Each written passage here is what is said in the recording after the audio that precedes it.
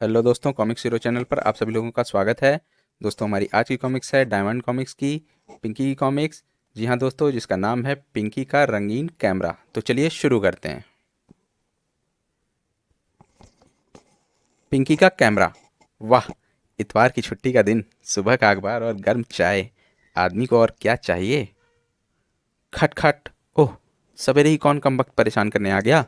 मुझे तो मकान मालिक लगता है, जो सुबह सुबह ही किराया वसूल करने चला आया। झपट जी, पिंकी हूँ, दरवाज़ा खोलो। बाप रे, यह तो मकान मालिक से भी ज़्यादा डरावनी चीज़ है। मैं बगल के कमरे में छुप जाता हूँ। कह देना कि मैं घर पर नहीं हूँ। झपट जी कहाँ हैं? उन्होंने कहा है कि वे घर पर नहीं हैं। लेकिन मैं तो अपने इस इम्पोर्टेड कैमरे से झपट जी का फ़ोटो खींचने आई थी। तब मैं घर में ही हूँ। यह इंस्टेंट कैमरा मेरे अंकल ने अमेरिका से भेजा है। फ़ोटो खींचते ही प्रिंट बाहर आ जाता है। पिंकी, मैं ज़रा वॉस्किट पहन लूँ, फ़ोटो अच्छा आएगा। ए जी, थोड़ा सा इत्र भी लगा लो, फ़ोटो खुशबूदार आएगी। घर के अंदर की लोकेशन अच्छी नहीं, बाहर चलते हैं। ठीक है। फ़ोटो कौन रोज़ रोज़ खींचता है। यह ऐसा खींचना चाहिए कि हमेशा के लिए यादगार रहे। यहाँ ठीक रहेगा। बैकग्राउंड में मल्टी स्टोरी बिल्डिंग लगेगा, आप ही इसके मालिक हैं। यह पुरानी टोकरी काफ़ी टूट फूट गई है, इसे खिड़की से बाहर फेंक देना चाहिए। झपट जी मुस्कुराइए। क्लिक। ओह, लीजिए। इधर मैंने कैमरा क्लिक किया, उधर प्रिंट बनकर बाहर आ गया। लेकिन ऐसा फ़ोटो मेरे किस काम का। ठीक है झपट जी, हम दूसरी लोकेशन पर जाकर आपका फ़ोटो लेते हैं। यह पोज कैसा रहेगा? एकदम लाजवाब, हनुमान अखाड़ा। देखो गामा, हमारे अखाड़े के सामने फ़ोटो खींचा जा रहा है। वाह बामा, फिर तो हमें भी इस मौके का फ़ायदा उठाना चाहिए। ठहरो पिंकी, क्यों ना झपट जी के साथ खड़े होकर हम भी अपना फ़ोटो खिंचवा लें। अच्छा आइडिया है। झपट जी, आप बड़े खुश नसीब हैं कि गामा व बामा जैसे दुनिया के मशहूर मशहूर पहलवानों के साथ आपका फ़ोटो खींच रहा है। झपट जी फोटो खिंचवाते समय मुस्कुराते हैं, पर आप रो रहे हैं बहू, क्योंकि ये पहलवान मेरे पैरों पर खड़े हैं। हमारी अगली कॉमिक्स है चंपू और डग्गू। पिंकी बचाओ, डग्गू मुझे मारने आ रहा है। चंपू, वह तुम्हें क्यों मारने आ रहा है? कल मेरी गुलेल का गलती से वह निशाना बन गया, तब से ही पत्थर लिए डग्गू मुझे मारने की फिराक में है। आज उसने फिर मुझे बाजार में देख लिया और गुस्से से पागल होकर पत्थर मारने दौड़ा। वह मेरे पीछे आ रहा है, मुझे बचाओ। चंपू, इस दीवार के पीछे छुप जाओ, उसे पता नहीं चलेगा। या ठीक है, इस दीवार के पीछे मैं सुरक्षित हूँ। पिंकी, चंपू को कहीं देखा है? नहीं डग्गू। तो फिर इस पत्थर का क्या करना है, इसे फेंक देना चाहिए। धड़ाक। बचने के लिए छिपा था। दोस्तों, हमारी अगली कॉमिक्स है रात की ड्यूटी। खर खर, फटाक। ओह, यह कैसी आवाज़। लड़की, तुमने मुझे जगा दिया। दिन में सो रहे थे। हाँ, क्योंकि मैं रात की ड्यूटी देकर आया हूँ। तुम क्या पुलिसमैन हो जो रात में सड़कों पर गश्त लगाते हैं? नहीं। तो फिर तुम इंजन ड्राइवर होगे जो रात भर रेलगाड़ियों को खींचकर दूर दराज शहरों में पहुंचाता है? नहीं। तो फिर आखिर तुम क्या हो? चोर। दोस्तों, हमारी अगली कॉमिक्स है नानी और दादी। अरे नानी, कैसे आना हुआ? पिंकी, मैं तुमसे एक सवाल पूछना चाहती हूँ। मैं तुमको कैसी लगती हूँ? नानी, तुम तो विश्व की सबसे प्यारी महिला हो। सच? यह लो, चॉकलेट खा लेना। धन्यवाद। कहो दादी माँ, कैसी हो?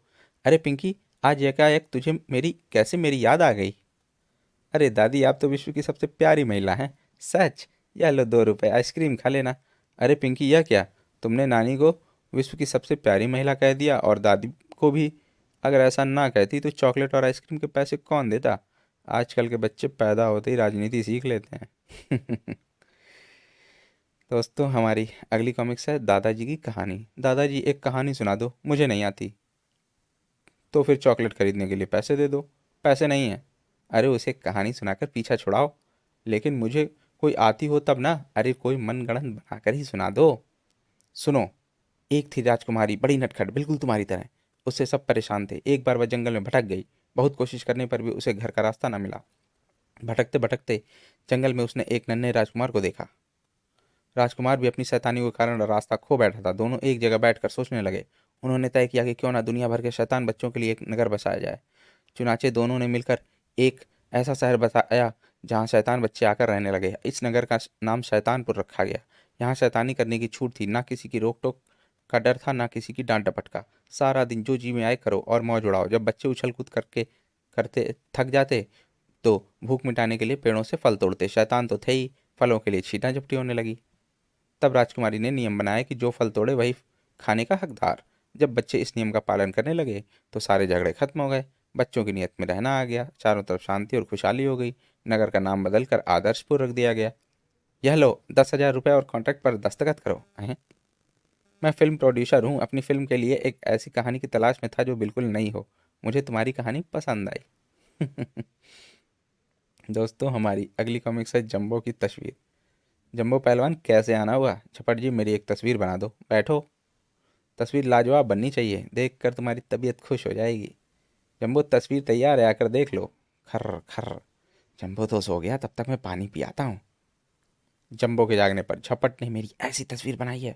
तस्वीर देखी, कैसी लगी? अभी बताता हूँ। बेचारे को अपनी गलती भी पता नहीं चली। दोस्तों, हमारी अगली कॉमिक्स है कैरम। ओह, अकेले कैरम नहीं खेला जा सकता। अगर दूसरा साथी हो तो ज़्यादा आनंद आएगा। किसी दूसरे को तलाश करके लाना चाहिए। चंपू, मेरे साथ चलो, कैरम खेलेंगे। पिंकी, मैं इस कुत्ते को सैर करा रहा हूँ, अगर कोई इसे सैर करा दे तो मैं तुम्हारे साथ कैरम खेलने चल सकता हूँ। मैं जाकर रोमू दादा से पूछती हूँ। रोमू दादा, क्या तुम चंपू के कुत्ते को सैर करा सकते हो ताकि वह मेरे साथ कैरम खेल सके? अगर कोई मेरे इन कैनवास जूतों पर और लेग पैड्स पर सफ़ेद पॉलिश कर दे तो मैं चंपू के कुत्ते को सैर करा सकता हूँ। मैं किसी को देखती हूँ। गणेशी भैया, क्या तुम रोमू दादा के जूतों और लेग पैड्स पर पॉलिश कर दोगे? आज मुझे कार धोनी है, अगर कोई मेरी कार धो दे तो मैं रोमू के जूते और पैड्स पर पॉलिश कर दूंगा। मैं किसी को देखती हूँ। गोपी, क्या तुम गणेशी की कार धो सकते हो ताकि वह रोमू के जूते और पैड्स पॉलिश कर सके, ताकि रोमू चंपू के कुत्ते को सैर करा सके और वह मेरे साथ कैरम खेल सके? पिंकी, बिना किसी को चक्कर में डाले क्यों ना हम दोनों कैरम खेलें। ये मिला भाई फ्री वाला आदमी। दोस्तों, हमारी अगली कॉमिक्स है पिंकी के मम्मी पापा। पापा जी उठो, आज छुट्टी का दिन था, सोचा था देर तक सोऊंगा। आज 26 जनवरी है, गणतंत्र दिवस की परेड देखने क्या नहीं जाना? जल्दी से तैयार हो जाओ। मम्मी, परेड देखने जाना है, टीवी पर ही देख लेंगे। टीवी पर परेड देखने में वो मज़ा नहीं आएगा जो प्रत्यक्ष राजपथ पर देखने में आएगा।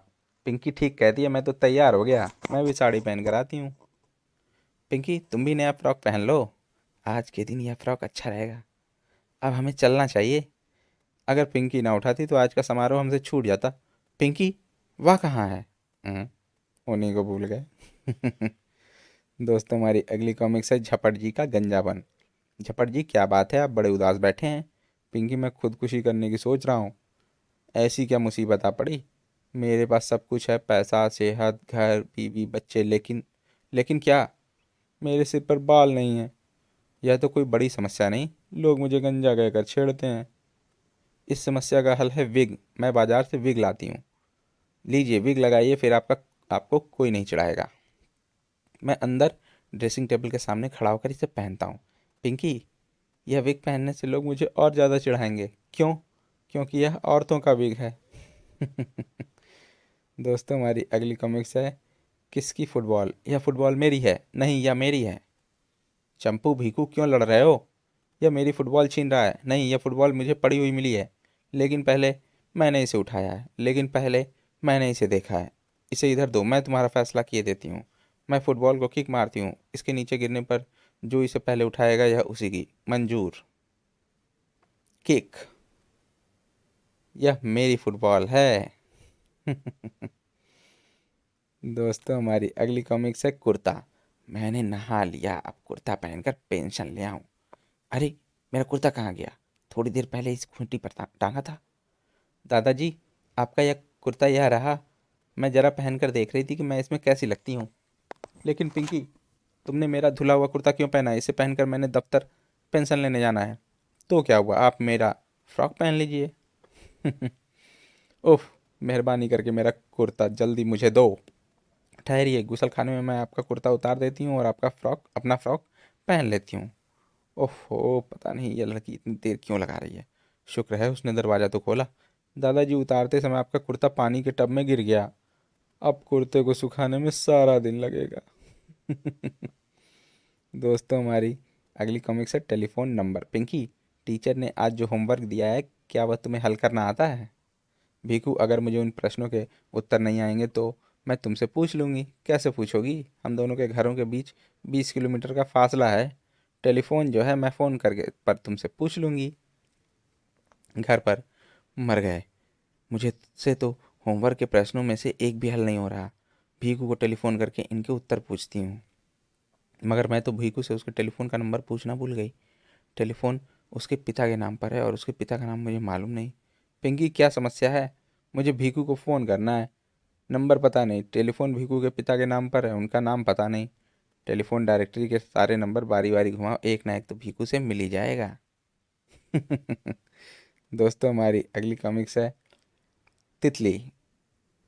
भीखू, इस रंग बिरंगी तितली को शीशी में बंद करके क्यों ना घर ले जाएं? अच्छा ख्याल है पिंकी, लेकिन तितली को पकड़ना जरा टेढ़ी खीर है। यह कोई मुश्किल काम नहीं, मैं उसे 2 मिनट में पकड़ कर लाती हूँ।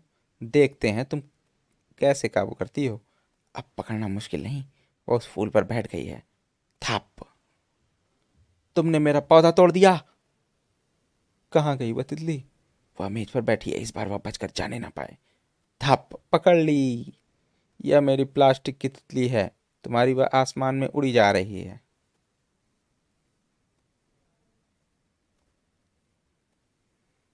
दोस्तों, हमारा अगला टाइटल है पिंकी का कपड़ा। आहा, इस इत्र की खुशबू बड़ी मनमोहक है। फिस! इस खुशबू के कारण पार्टी के सारे लोग मेरी तरफ आकर्षित हो जाएंगे। ओह झपट, ये क्या हुआ? मैं पार्टी में जा रहा था कि कबूतर ने बीट करके सारा सारा गुड़ गोबर कर दिया। लेकिन पार्टी में तो तुम अब भी जा सकते हो। क्या यह मुंह लेकर जाऊं वहां?